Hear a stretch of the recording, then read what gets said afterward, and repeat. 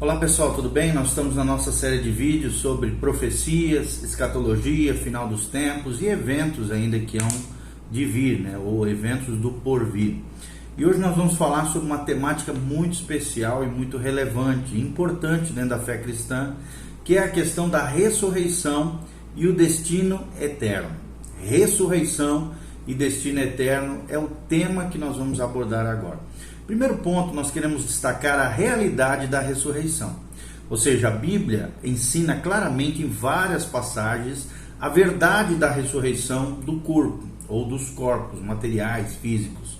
A ressurreição corpórea é primordialmente uma revelação bíblica, pois a filosofia grega, que encarava o corpo como um empecilho, um casulo apenas da alma, ensinava apenas a imortalidade da alma e dava uma importância maior à alma e desprezava o corpo. Segundo lugar que nós gostaríamos de falar, qual é essa realidade da ressurreição ou as menções, os fatos concernentes à ressurreição no Antigo Testamento. Jó, por exemplo, 19, de 25 a 27, durante a sua aflição, Jó desejou a morte como uma maneira de obter alívio da dor e do sofrimento que ele estava passando. E disse que gostaria de saber se havia algum tipo de esperança após a sepultura que tornasse o seu presente sofrimento tolerável. Nós vemos isso claramente em Jó 14, de 13 a 14. Ele expressou essa esperança um pouquinho mais para frente, lá em Jó 19, de 25 a 27, ele coloca essa esperança no Deus vivo, que vingaria a sua causa, a causa da sua dor, do seu sofrimento, mesmo depois de sua morte. Ele estava seguro de que, mesmo após o seu corpo se decompor, veria Deus em sua carne, conforme nós vemos no versículo 26 de Jó 19. Então, quanto à preposição hebraica, min, por exemplo, é usada com o verbo ver. Isso indica o ponto de vista, quando ele diz ainda verei o meu Senhor. O ponto de vista aqui, ver aqui, isso indica o ponto de vista de uma pessoa. Ou seja, Jó esperava estar em um novo corpo, um corpo ressurreto para ver o seu Deus, o seu Redentor. Ele fala, eis que o meu Redentor vive, nesse corpo ressurreto. Em Êxodo também, capítulo 3, versículo 6, em seu debate com os saduceus, o Senhor citou esse versículo como prova da realidade da ressurreição, já que os saduceus não acreditavam na ressurreição dos corpos, conforme Jesus menciona em Mateus 22, de 31 a 32. Essa argumentação é baseada na ocasião em que Deus identificou-se a Moisés na sarça ardente, quando associou-se a Abraão, o pai da fé, a Isaac e a Jacó, em um relacionamento vivo com eles, que não acabou quando, obviamente, esses patriarcas morreram e, claro, seus espíritos foram recebidos na glória eterna, é o que nós cremos. No Salmo 16, também de 8 a 11, nesses versículos, Davi aqui estava escrevendo sobre a sua própria ressurreição futura. Esses versículos também foram citados por Pedro, pelo apóstolo Pedro, lá no livro de Atos 2, de 25 a 28 e no versículo 31. E encontram o seu cumprimento pleno na primeira Páscoa cristã, com a ressurreição de Jesus Cristo, nosso Senhor. No Salmo também, 49, 14, aqui, o salmista afirma que a justiça acabará triunfando sobre a maldade, seja nessa vida ou na que há de vir, ou na vida do amanhã, como diz a revista corrigida, ao meio da revista corrigida. Em Isaías também, 26, 19, que o profeta ensina explicitamente a ressurreição corpórea dos remidos. Daniel também, 12, versículo 2, tanto a ressurreição dos justos quanto a ressurreição dos ímpios aqui são ensinados nessa passagem do Antigo Testamento. E o Novo Testamento afirma essas duas ressurreições lá em João, capítulo 5, de 28 a 29, mas revela que não ocorrerão ao mesmo tempo, conforme revelado lá no livro de Apocalipse 20, de 4 a 5. Zacarias também faz uma menção da ressurreição em Zacarias 14, 5. Se o termo aqui, santos, nessa passagem, refere-se aos cristãos, então essa profecia confirma a ressurreição dos cristãos, pois eles acompanham Cristo em sua segunda vinda, conforme nós cremos os pré-tribulacionistas. Alguns, é claro, contudo, pensam que é uma referência aos anjos, embora seja possível que se trate tanto de anjos quanto de cristãos ressurretos. E no Novo Testamento? O que o Novo Testamento fala sobre a ressurreição? Mateus 16, 21, Mateus 17, 23, Mateus 20, 19. Cristo aqui predisse sua própria ressurreição no terceiro dia após a morte. Nós vemos várias referências com relação a isso. Mateus também 22, 31 a 32, João 2, 19 a 22, João 5, 28 a 29, João 11, 25 a 26. Cristo aqui ensina acerca dessa verdade tão importante da fé cristã, que é a verdade da ressurreição. E nós temos o capítulo supremo, né, que fala praticamente inteirinho sobre isso, que é 1 Coríntios 15. Você pode ler todo 1 Coríntios 15 e você vê várias referências com relação à ressurreição e, no final, o arrebatamento da igreja. Nós também vemos referência em 2 Coríntios 5, de 1 a 4, Filipenses 3, 21, 1 Timóteo 4, de 13 a 18, ou seja, Paulo não apenas ensinou a ressurreição corporal, né, um novo corpo ressurreto, mas também forneceu maiores detalhes nesses textos que nós citamos sobre esse corpo ressurreto. Como que será, né, quais são as referências com relação a isso. O mesmo corpo glorioso, tremendo, ressurreto que Jesus tem hoje na eternidade, é um corpo semelhante a ele que nós vamos receber. Claro que não na mesma glória, no mesmo poder e intensidade, obviamente que não, mas com a semelhança do corpo ressurreto de Jesus. Qual será a ordem dessas ressurreições? Como nós já vimos, né, em vídeos anteriores, todas as ressurreições corpóreas encaixam-se em duas categorias. Primeiro lugar, a ressurreição da vida, ou também conhecido como primeira ressurreição. E a segunda é a ressurreição da condenação, ou também conhecido na Bíblia como segunda ressurreição. Nós vemos isso em Lucas 14, de 13 a 14, e João 5, de 28 a 29. Essas duas ressurreições, né, não ocorrerão ao mesmo tempo, pois o aspecto diferenciador não é o tempo, mas sim a vida ou a morte eterna. Ok? Então, as ordens das ressurreições são: primeiro, a ressurreição dos justos, dos santos, e ao final, a última ressurreição, ou segunda ressurreição, é a ressurreição para a condenação ou a ressurreição para a morte. A ressurreição de Cristo, né? Na ordem das ressurreições, a primeira foi a ressurreição de Cristo, obviamente. Ele é a primícia daqueles que dormem e daqueles que foram ressurretos dentre os mortos.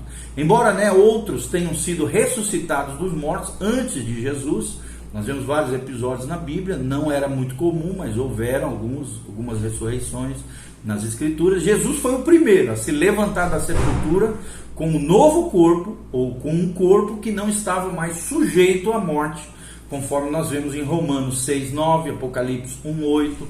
E é por isso que Paulo chamou-o de primogênito entre os mortos, lá em Colossenses 1, 18.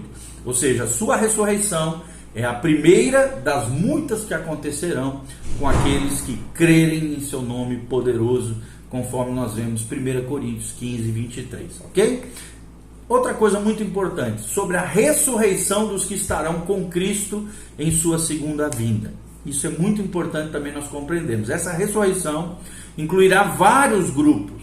Os santos mortos, por exemplo, da era da igreja, conforme relata 1 Tessalonicenses 4,19. Os santos também mortos do período do Antigo Testamento, conforme relata Daniel 12:2. E os mártires do período da grande tribulação, conforme relata Apocalipse 20.4, versículo 4. Tá? Essas ressurreições dos santos de todos os tempos constituem a primeira ressurreição mencionada lá em Apocalipse 20, versículo 6. Ou seja, a ressurreição para a vida, declarada lá pelo apóstolo João no capítulo 5, 29. Ou então, como diz Lucas 14:14, é a ressurreição dos justos, ok? Então são termos similares. Primeira ressurreição, ressurreição para a vida, ressurreição dos justos, está falando todas as ressurreições antes, né, da segunda vinda de Jesus.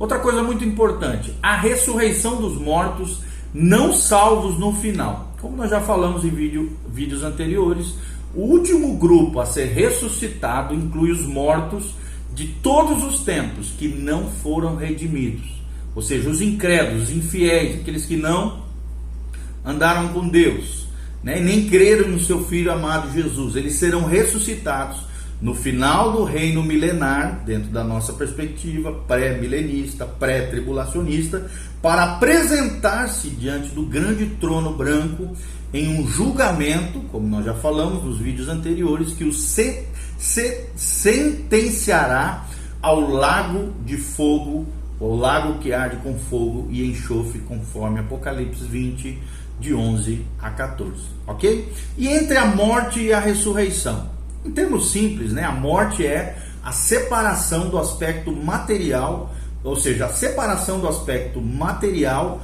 do imaterial, ou seja, do físico para o metafísico, além do físico, ok? Ou do material para o imaterial ou espiritual também, conforme nós vemos, são termos similares, tá? De Tiago 2,26. Sempre que ocorre uma morte, o corpo é descartado, né? Vai para o pó da terra, sendo normalmente colocado em uma sepultura.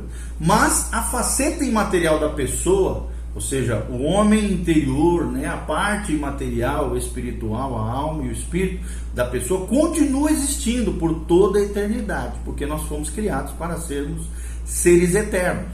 A questão que se apresenta diante de nós agora é: qual é o estado da parte imaterial entre a morte física e a ressurreição corpórea, ou do novo corpo que nós ressurreto?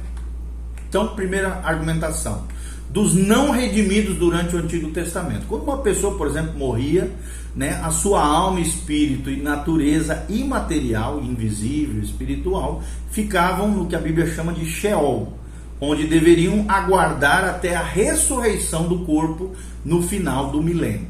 Mas a Bíblia também diz que o corpo fica no Sheol, pois metade das vezes em que a palavra Sheol é usada no Antigo Testamento refere-se à sepultura também. Muitas vezes ela é trocada pela palavra sepultura. Nós podemos conferir isso lá em Números 16, de 30 a 33. Outras vezes também diz respeito ao local onde estão os espíritos do que partiram já, daqueles que já foram, já morreram, tanto dos justos quanto dos injustos. Dos justos está lá em Gênesis 37, 35, quanto dos injustos está lá em Provérbios 9, 18. Ou seja, Sheol, né, esse é um lugar de trevas onde os mortos não redimidos estão confinados até a morte, que pressupõe, é claro, um corpo. E o Hades é uma palavra grega equivalente ao Sheol, que pressupõe a alma, né?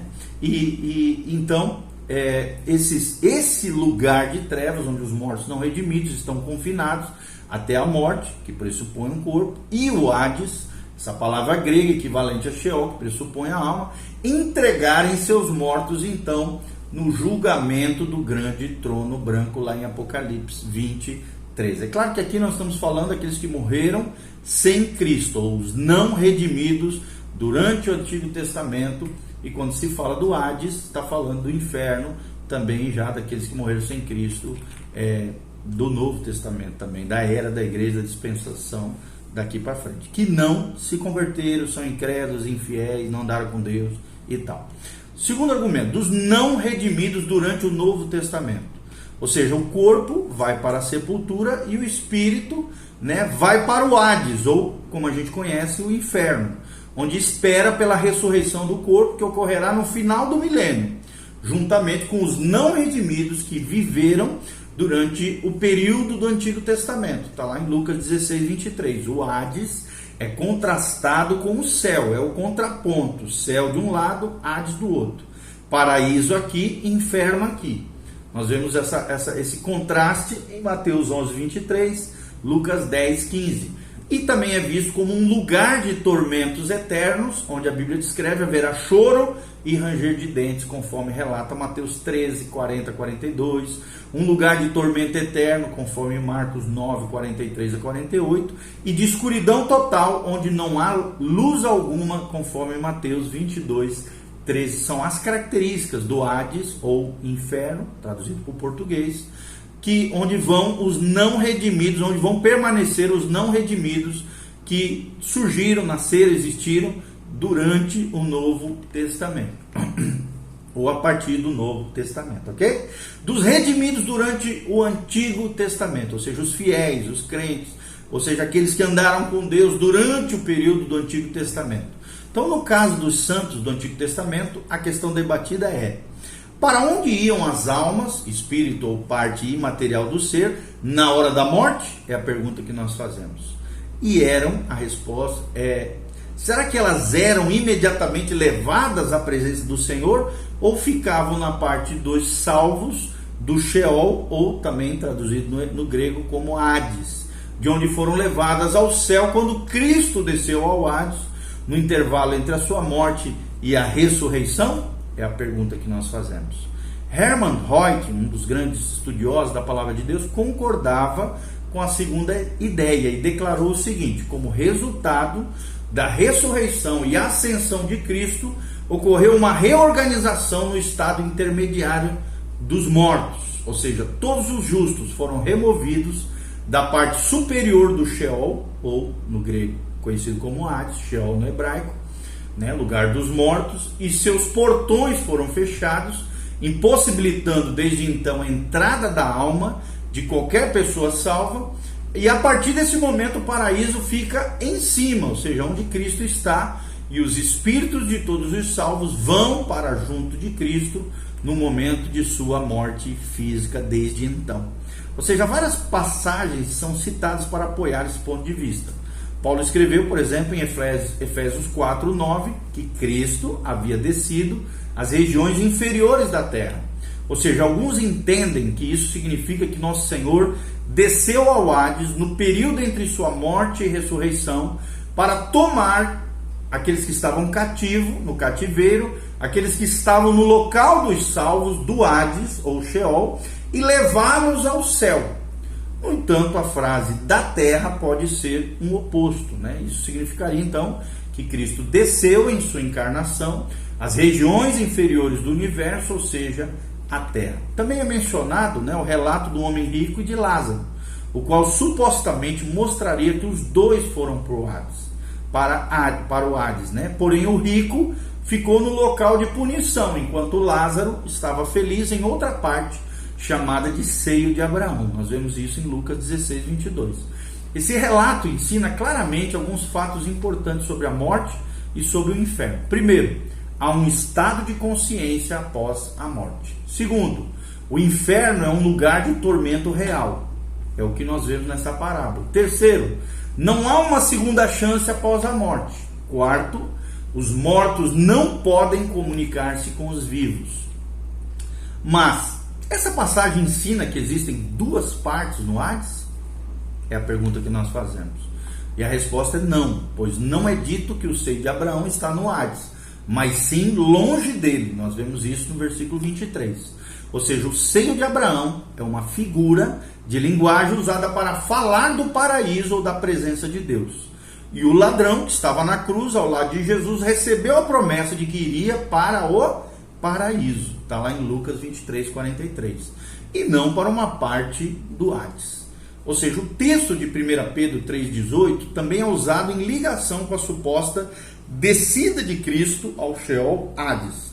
Sheol no hebraico, Hades no Novo Testamento grego, lugar dos mortos. Enquanto esteve lá, no intervalo entre sua morte e sua ressurreição, ele anunciou a sua vitória sobre o pecado e retirou os que estavam na parte chamada de paraíso, né, levando-os ao céu, ou seja, seio de Abraão ou paraíso, levando-os ao céu onde ele está. No entanto, o mais provável é que esse versículo signifique que o Cristo pré-encarnado pregou por meio de Noé aqueles que, por terem rejeitado essa pregação, agora eram espíritos em prisão. Ok? Outra coisa muito importante com relação a isso, de acordo com Harry Buss, essa teoria das duas partes do Sheol Hades foi desenvolvida durante um período intertestamentário. Isso é aquele período conhecido como o período entre o final do Antigo Testamento e o Novo Testamento, período intertestamentário, que perdurou ali para aproximadamente 300 ou 400 anos, não me lembro direito, mas eu acho que é 300 anos. O principal desenvolvimento dessa doutrina, da punição eterna, surgiu durante esse período. Por quê? Porque o Sheol passou a ser dividido em duas partes. Uma para os bons, chamada de paraíso, e outra para os maus, chamada de Gena. Gena. G-E-N-A. O que nós cremos com relação a isso, então? Quando os santos do Antigo Testamento morreram, foram imediatamente para a presença do Senhor. Seus espíritos, né, conforme diz lá em Eclesiastes. Eclesiastes não, no livro do pregador lá.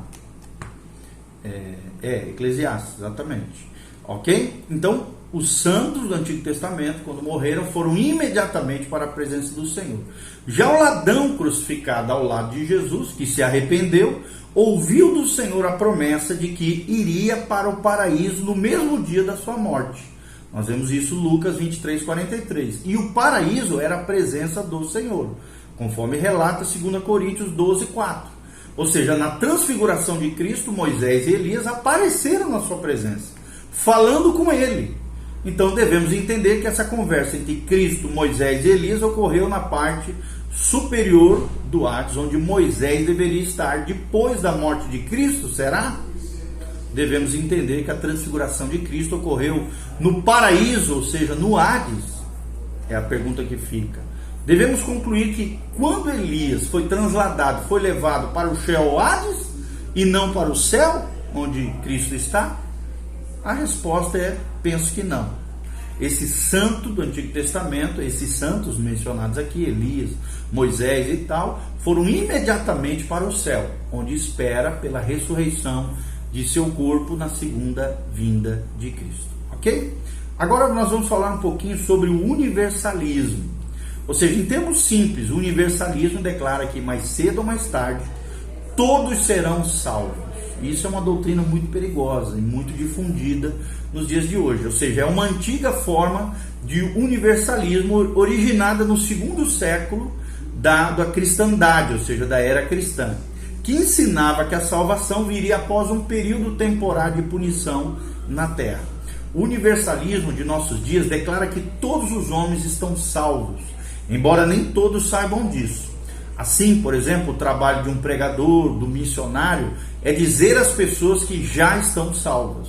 Embora, por exemplo, Karl Barth negue que tenha ensinado a reconciliação universal de todos os homens, claramente ensinou a eleição universal de todos em Cristo. Ou seja, outros simplesmente dizem que o amor radical de Deus busca o homem até que todos sejam salvos, o que é um perigo, tá, gente? Os versículos usados por esses universalistas incluem, por exemplo, João 12, 32, quando Cristo diz que atrairei todos a mim mesmo. Eles usam 1 Coríntios 15, 22, onde diz que todos serão vivificados em Cristo. Eles usam Filipenses 2, 11, que diz que toda língua confesse que Jesus Cristo é o Senhor, né, para a glória de Deus Pai. E também usa 1 Timóteo 2,4, que diz: o qual deseja que todos os homens sejam salvos. Porém, esses versículos não ensinam que todas as pessoas serão verdadeiramente salvas no final de tudo. João 12,32 diz que a cruz de Cristo faz com que a salvação de judeus e de gentios seja possível. Nós podemos observar que nessa mesma passagem o Senhor alertou a respeito do julgamento dos que o rejeitam, ou seja, rejeitam a Cristo. A ideia de 1 Coríntios 15, 22 é que todos os que estão em Cristo serão ressuscitados e não todas as pessoas. Ou seja, somente aqueles que estão em Cristo, na fé, obedecendo, confiando em Cristo. Filipenses já 2, de 10 a 11, a seguir assegura-nos de que um dia todas as pessoas reconhecerão Jesus como Senhor, mas não necessariamente como Salvador. E 1 Timóteo 2,4 expressa o desejo de Deus de que todos sejam salvos, mas não promete que todos o serão. Ou seja, os universalistas convenientemente ignoram esses versículos. E nós precisamos ler com muito cuidado as palavras proferidas pelo próprio Senhor, né? Como por exemplo João 3,36. O que todavia se mantém rebelde contra o Filho não verá a vida, mas sobre ele permanece a ira de Deus. E as palavras também de Mateus 25, 46, quando a Bíblia Sagrada diz: irão estes, ou seja, os incrédulos, os infiéis, para o castigo eterno, porém os justos para a vida eterna. Então nós temos uma distinção bem clara entre o fiel e o infiel. O justo que vai para a vida eterna e o injusto que vai para o castigo eterno. Uma vez que a mesma ideia é usada, né, torna-se impossível argumentar que a punição eterna é infinita do mesmo modo que a vida eterna. É um erro teológico, de exegese, de tudo. Então, vejamos, né, outras passagens do Novo Testamento que ensinam a condenação eterna. É muito importante a gente compreender. Por exemplo, 2 Tessalonicenses 1, de 8 a 9, a Bíblia Sagrada diz: e estes sofrerão penalidade de eterna destruição, serão banidos da face do Senhor e da glória do seu poder. E vários trechos, né? 1 Coríntios 1, 18, 1 Coríntios 4, 3, Hebreus 2, 3. Só existem dois tipos de pessoas nas Escrituras: os salvos e os perdidos. Toda pessoa que morrer sem ter recebido a Cristo como Salvador pessoal será condenada eternamente. Qual é a evidência teológica, né? Alguns universalistas preferem usar argumentos até bonitos, teológicos, apelam, por exemplo, para a natureza de Deus, um ser que é totalmente amor, dizem eles, e questionam da seguinte maneira: então, como é que um Deus assim poderá condenar alguém, seja nessa vida ou no que há de vir? Deus é bom demais para rejeitar alguém, dizem eles, os universalistas. Contudo, o caráter de Deus não inclui somente amor e bondade. Nós sabemos pela própria teologia. Ele também é totalmente justo, santo e pode irar-se, sim. A ira divina se encontra na palavra de Deus. Os universalistas ignoram a justiça divina em nome de seu amor. E isso acaba criando a ideia de um Deus diferente do Deus bíblico. Outros universalistas já argumentam que um Deus justo não infligiria uma punição infinita por um pecado finito. Mas essa justificativa também ignora um importante princípio: o crime depende da pessoa contra quem foi cometido, ou seja, contra um Deus infinito, bem como de quem o comete, ou seja, um ser humano finito. Bater com um carro em um poste, por exemplo, tem as mesmas consequências que bater em uma pessoa. Todo pecado, no final das contas, acaba sendo um crime contra um Deus infinito e merece uma punição infinita, é o que nós vemos nas Escrituras. Outra questão muito importante: o condicionalismo, ou seja, o condicionalismo ou imortalidade incondicional define a punição eterna como a extinção final, ou seja, o nada. Quais são os argumentos bíblicos? Para quem defende essa ideia, né, a destruição eterna, uma espécie de aniquilação, em uma passagem como, por exemplo, 2 Tessalonicenses 1,9, significa um tipo de destruição, ou seja, de extinção. Eterno também é entendido por eles como um adjetivo atemporal, ou seja, o fogo eterno não começa nem termina na era presente, o que não oferece indicação sobre o que acontece com aqueles que são lançados nele. Em relação a esse paralelo entre punição eterna e vida eterna, em Mateus 25, 41 e no versículo 46, um condicionalista, né, que é quem acredita nessas ideias de aniquilação eterna que nós estamos falando, um condicionalista diz que, preste atenção, devemos ser cautelosos em estabelecer um paralelo entre vida eterna e punição eterna, para que não criemos um espírito de vingança, nem sintamos uma alegria cruel ao contemplar o destino dos ímpios. Porém, ele não faz uma exegese completa dessa passagem. O mesmo autor afirma que não há uma base exegética clara em Lucas 16 para chegar-se a qualquer conclusão sobre o fim dos ímpios. Então, esses exemplos revelam um tipo de exegese artificial que os condicionalistas, ou aqueles que acreditam na aniquilação, né, dos ímpios e tal, utilizam para embasar a sua posição. Quais são os argumentos teológicos que eles usam, né? Os teólogos, claro, tradicionais, entendem que morte é separação.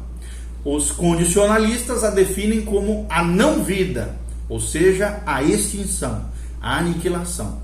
Obviamente, essa definição não se aplica à morte de Cristo ou à morte física, tampouco à morte para o eu. Os condicionalistas reiteram que somente Deus possui a imortalidade. Está lá em 1 Timóteo 6,16. e, portanto, os seres humanos não podem ser imortais, dizem eles. Contudo, muitos outros atributos são predicados exclusivos de Deus, mas os homens possuem algo correspondente, como, por exemplo, a sabedoria, conforme afirma Romanos 16, 27, dizem eles. Mas os condicionalistas não conseguem responder a seguinte pergunta: se os ímpios, por exemplo, devem sofrer uma medida não específica de punição antes de ser aniquilados, não poderíamos esperar que um evento tão importante quanto esse, aniquilamento, final, fosse mencionado nas várias passagens bíblicas que tratam, por exemplo, da escatologia? Ou seja, os salvos não ficarão tristes ao chegar ao céu. E a outra pergunta é essa: os salvos não ficarão tristes ao chegar ao céu e ver que alguns dos seus conhecidos estão no inferno? É a pergunta que fica. E aparentemente, não. E isso somente poderá acontecer porque a maneira de a pessoa encarar as coisas terá sido alterada e ela compreenderá totalmente as sérias consequências do pecado, conforme afirma a palavra de Deus em Isaías 66, 24. É claro que ninguém tem prazer em ver a punição eterna dos ímpios. Essa doutrina deveria estimular-nos a pregar ainda mais a mensagem da salvação que temos em Cristo e a vida eterna que Ele nos oferece. Ok? Então esperamos de alguma maneira ter esclarecido para você o conceito equivocado do condicionalismo ou aniquilação dos homens, principalmente dos ímpios, em vez da condenação eterna deles. Falamos um pouquinho sobre o universalismo e o perigo do universalismo, que é a crença de que todos de alguma maneira serão salvos no final de tudo. E nós falamos o que a Bíblia diz a respeito da ressurreição, tanto dos redimidos quanto dos não redimidos, tanto no Antigo Testamento quanto no Novo Testamento. Esperamos ter sido bênção na sua vida, que Deus te abençoe. Maranata, vem Senhor Jesus. Prepara-te para encontrar-se com Deus. Dê um joinha, faça seus comentários e Deus te abençoe e siga o nosso canal. Um abraço, um beijo, valeu, tchau.